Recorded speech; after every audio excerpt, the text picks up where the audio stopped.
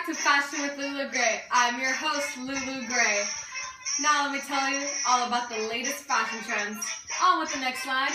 It's time for a change, America. It's time to get rid of these small little corsets and waist-defining figures and in for a new era of clothing. Out with the old and in with the new.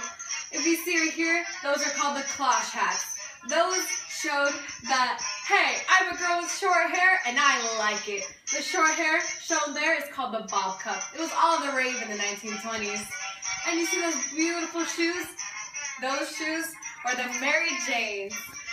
They were, ladies, if you don't have a pair now, you better go get one, or else how are you going to do the Charleston? And the hemlines moved from 16 inches to 14 inches. On with the next slide. My very dear friend, Coco Chanel, she was on the top of the fashion industry because she made clothes that were comfortable and loose and moved away from the old, small little tight corsets. And the next one, Louise Brooks. She was a dancer, a showgirl, and a silent film actress. She was on the top of her game. Although she always hated Hollywood and never smiled for pictures. But if you see there, with that lovely bright red lipstick, well, back then, girls weren't allowed to put on their makeup in public and they had to go in the powder room. Now, we're allowed to put it on anywhere. On with the next slide.